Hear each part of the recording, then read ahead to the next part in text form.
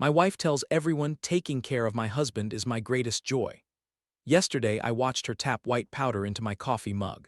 So I'm David Miller, 46, project manager for a construction company in Columbus, Ohio. I'm writing this with shaking hands because what I discovered about my wife this afternoon has destroyed everything I thought I knew about my marriage. My wife, Karen, 49, is a former elementary teacher who retired early. We've been married 4 years, together 7 total. On the surface, we're the perfect suburban couple. Karen is known as the ideal wife. Every morning she gets up at 6:15 a.m. to make me coffee using this elaborate French press ritual. Taking care of my husband is my greatest joy, she tells everyone. She said it last weekend at our neighbor's barbecue. David works so hard, the least I can do is make sure he starts every day feeling loved. Everyone called me the luckiest man alive. But 3 weeks ago, I started experiencing weird symptoms. Right after drinking my morning coffee, the one Karen lovingly prepared, I'd get dizzy, nauseous, and my hands would shake uncontrollably. At first, I blamed work stress from our huge commercial project. The symptoms kept getting worse. Last week, I had to pull over driving to work because I felt like I was going to pass out. I called Karen, scared, and she rushed to pick me up. She was so worried, saying, "We need to figure out what's wrong with you."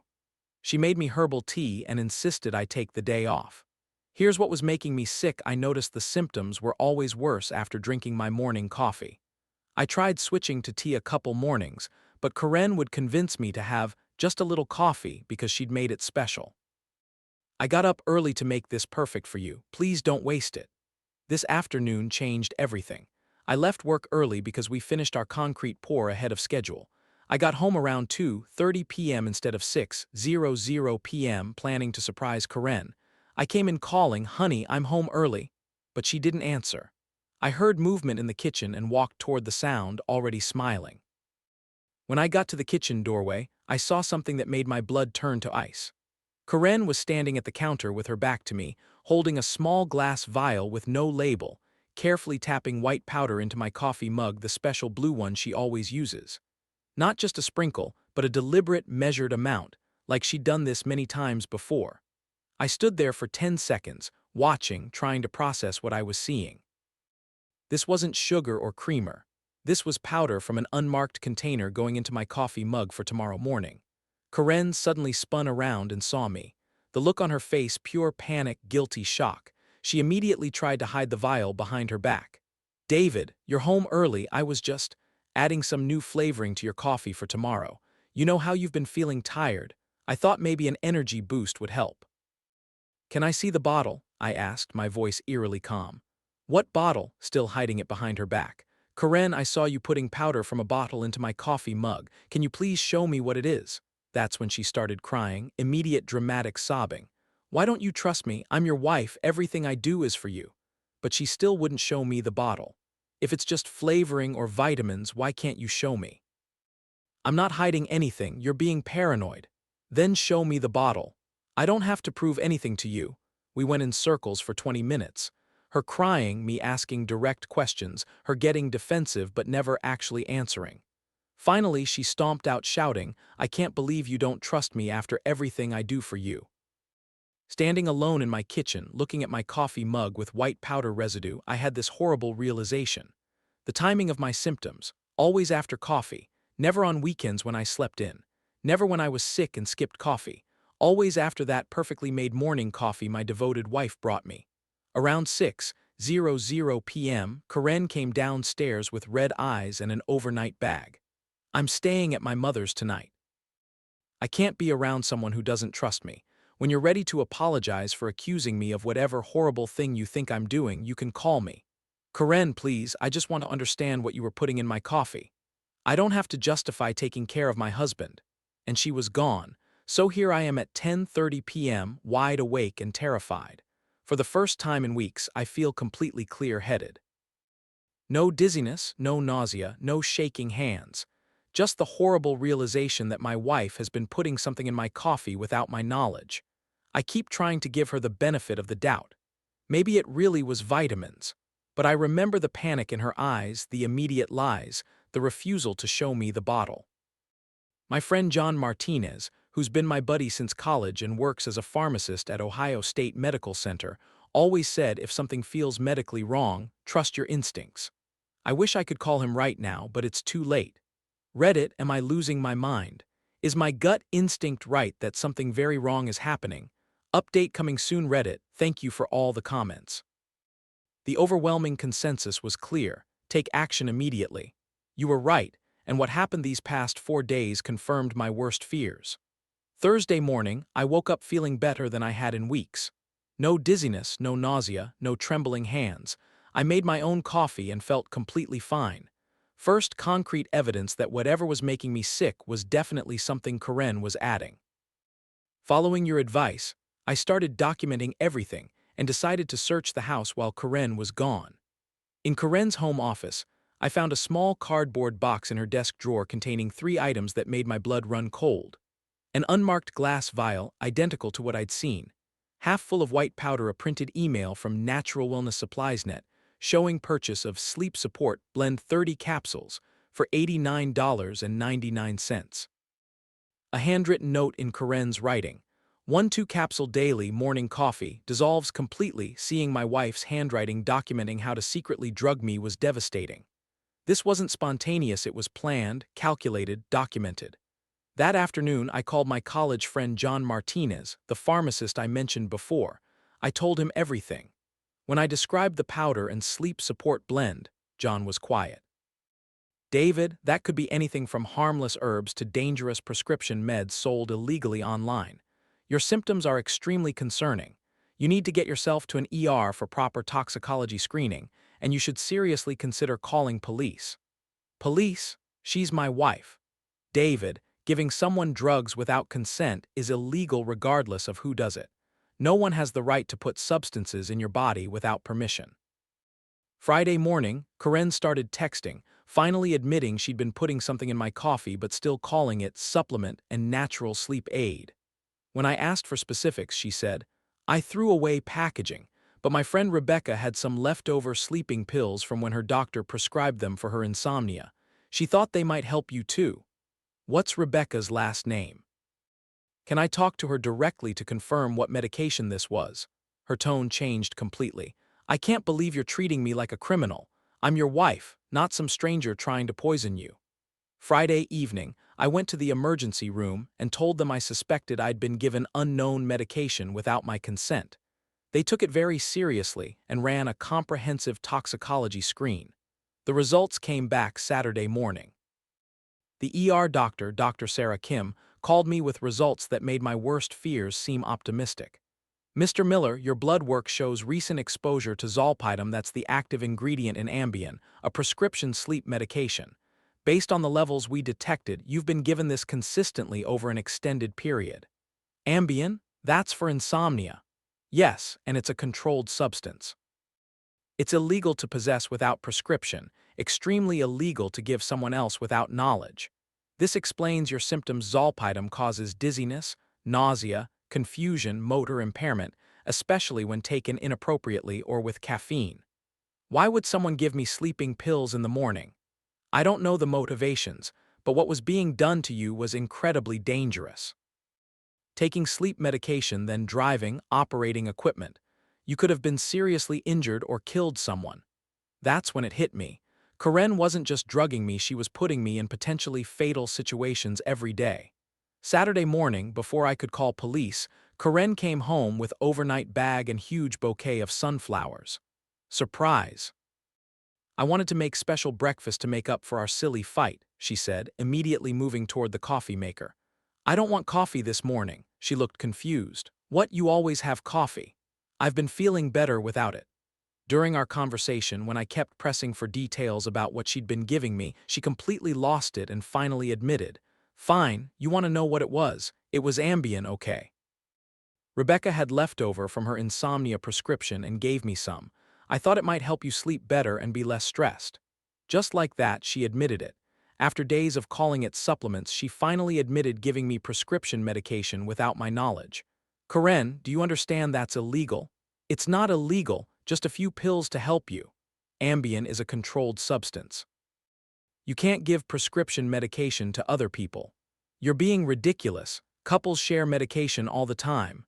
Not without telling each other, not by secretly putting it in someone's coffee for weeks. She completely lost it, screaming about trying to help me, how ungrateful I was. She threw the flowers across the kitchen and stormed upstairs. 20 minutes later, she returned with suitcase packed and left for her mother's again. After she left, I sat in my kitchen thinking about the lies, manipulation, admission of drugging me, complete lack of remorse about how serious this was. That's when I called 911. Next update after meeting with police. Reddit, the past 2 weeks have been a whirlwind. I now have official confirmation of what Karen was doing, and the legal consequences are more serious than I ever imagined. Saturday evening after Karen left, I called 911. Officers Sarah Rodriguez and Mike Chen arrived and took everything seriously. They confiscated the evidence from Karen's desk, the vial, email confirmation, and her handwritten dosage note. Mr. Miller, this appears to be documentation of planned, repeated drugging. Someone has been systematically medicating you without knowledge for extended period, Officer Rodriguez said. They also collected my toxicology results as evidence and said Detective Lisa Morgan would contact me about pressing formal charges. Detective Morgan specializes in domestic crimes. Mr. Miller, what happened to you is domestic abuse. When someone puts substances in your body without consent, that's assault. The fact it was repeated and documented shows premeditation. Sunday, they arrested Karen at her mother's house. The local news picked up the story. Local woman arrested for allegedly drugging husband. Monday, Detective Morgan called with initial findings. We've been investigating where your wife obtained the Zolpidem, that website Natural Wellness Supplies. Net has been on our radar. They're suspected of selling prescription medications illegally disguised as supplements. What about her friend Rebecca? We interviewed Rebecca Thompson, that's her full name. She confirmed she knows your wife but denies ever giving her any medication. She's never been prescribed Ambien and says she has no idea where Karen got that story. It appears your wife used Rebecca's name as a cover story. So Karen had been lying about Rebecca entirely. The leftover prescription story was completely fabricated. Tuesday evening, Detective Morgan called with more serious news. Mr. Miller, we executed a search warrant at your home and Karen's mother's house. We found several more vials of the same powder, detailed documentation, and something else concerning. What kind of documentation? A journal. Your wife has been keeping records of your daily behavior, mood changes, sleep patterns, physical symptoms. She's been documenting effects of medication she was giving you like you were a test subject. Karen had been treating me like a lab rat, monitoring how her secret medication affected me. We also found printed research about different sleep medications, their effects and dosages. Your wife appears to have been planning this systematically for months. The scope of Karen's deception was staggering. This wasn't an impulsive decision to help me, it was calculated, long-term manipulation. Wednesday, Karen's lawyer called wanting to discuss a plea deal. My client maintains she was only trying to help her husband with stress and sleep issues. She's willing to accept responsibility for poor judgment in not telling him about the sleep aid. Detective Morgan advised me not to accept any deals yet. This case has gotten more complex. We're coordinating with federal authorities because that online pharmacy appears to be part of a larger illegal operation. Thursday morning, I had to testify before a grand jury for the federal investigation. It was surreal describing how my wife had systematically drugged me while prosecutors took notes about interstate drug trafficking. The federal prosecutor, Assistant U.S. Attorney James Chen, explained, "Your wife's case is now part of a broader investigation into illegal prescription drug sales. She may face federal charges in addition to state domestic assault charges." 2 weeks after my initial 911 call, Karen is in jail facing both state and federal charges. The preliminary hearing for the state charges is scheduled for next month. The federal case will likely take much longer. My doctor confirmed the elevated liver enzymes from the ER are improving now that I'm no longer being unknowingly medicated. The good news is any damage appears reversible, Dr. Williams told me. You're very fortunate you discovered this when you did. I've moved into a furnished apartment across town. I can't bear staying in the house where every morning routine was a lie, where every expression of love covered systematic abuse. The hardest part isn't the legal process. It's grieving the loss of someone who never actually existed. The Karen I fell in love with, the caring, devoted wife who got up early to make me coffee, was a fiction. The real Karen saw me as a problem to be managed through chemical manipulation. I keep thinking about that journal, documenting my responses to unauthorized medication like I was an experiment. How long was she planning to continue this? What would have happened if I hadn't come home early that Tuesday afternoon? Final update after legal proceedings complete. I'm writing this final update from my new apartment on a quiet Sunday morning, drinking coffee I made myself and feeling more at peace than I have in almost a year. It's been 8 months since I caught Karen putting powder in my coffee mug. The legal proceedings are finally complete, and I can tell you how this story ends with justice served and a hard-won understanding of what real freedom feels like. The state domestic assault case went to trial in January. I testified about finding Karen drugging my coffee, about the symptoms I'd experienced, about the evidence found in her desk. Karen's lawyer argued she was a devoted wife who made a mistake trying to help her husband's sleep issues, but the prosecution presented overwhelming evidence. Karen's handwritten journal documenting not just my medication schedule, but my behavioral changes and her observations about dosage effectiveness. One journal entry, dated 2 days before I caught her, read, "David seems to be building tolerance. Need to research if dosage can be increased safely. Online forums suggest breaking pills into smaller pieces for more consistent dissolution." She hadn't been helping me, she'd been conducting an experiment on me. The most damaging testimony came from the real Rebecca Thompson, who took the stand to clarify. "I've never been prescribed Ambien. I never gave Karen any medication. I had no idea she was using my name as part of this deception." After 4 days of testimony, the jury deliberated 90 minutes before returning a guilty verdict on domestic assault and illegal distribution of controlled substances. The federal case took longer. Karen was ultimately charged as part of a conspiracy involving the illegal online pharmacy operation. That case concluded in March with a plea agreement. At her sentencing hearing in April, Karen finally addressed the court. "I want everyone to know that everything I did came from love. My husband was stressed and wasn't sleeping well. I thought I was helping him. I never intended to hurt David." Even then, she couldn't fully acknowledge that secretly drugging someone is fundamentally wrong. Judge Patricia Martinez was not impressed with Karen's continued lack of accountability. Mrs. Miller, the evidence shows systematic deception and documented experimentation on your husband without his consent. This was not a loving wife making poor choices, this was calculated abuse. Karen was sentenced to 2 years in federal prison, followed by 3 years supervised probation and mandatory counseling. She was also ordered to pay restitution for my medical expenses and legal costs. The divorce was finalized in May. Because of Karen's criminal conviction, the process was straightforward. I kept our house, which I've since sold, and most of our shared assets. Karen's request for spousal support was denied. When someone systematically drugs their spouse, the family court judge ruled, they forfeit the benefits and protections of marriage. So here I am, 8 months after this nightmare began, rebuilding my life.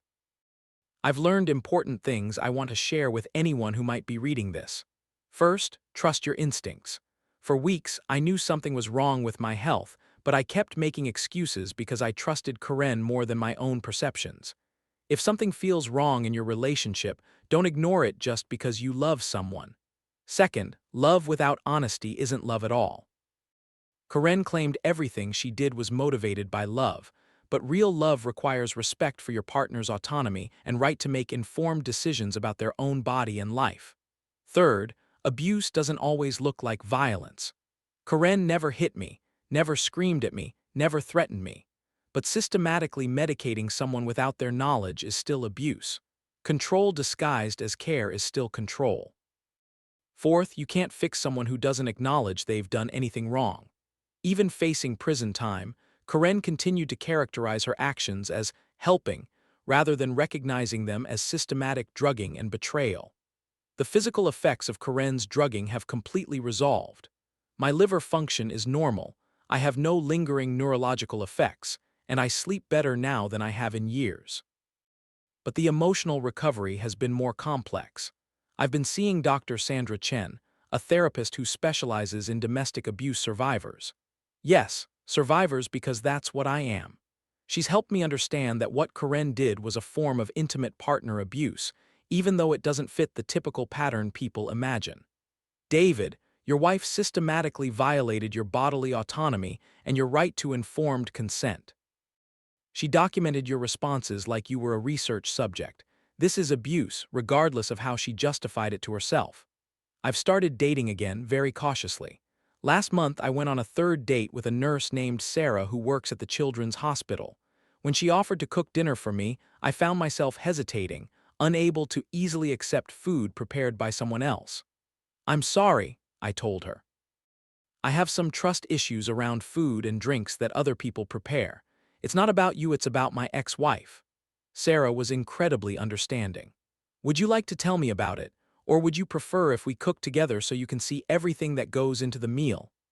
That simple question, acknowledging my concerns while offering a solution that respected my autonomy, showed me what healthy care actually looks like. It's not about taking control away from someone for their own good. It's about working together to find solutions that respect everyone's needs and boundaries. I've also reconnected with friends and family I'd grown distant from during my marriage. Looking back, I can see how Karen had gradually discouraged many of my outside relationships. She always had reasons why we couldn't attend social events, why we didn't need to see my family as often, why my friends were too demanding of my time. My brother Mike visited last month. "David, I don't want to pile on, but Karen always made me uncomfortable.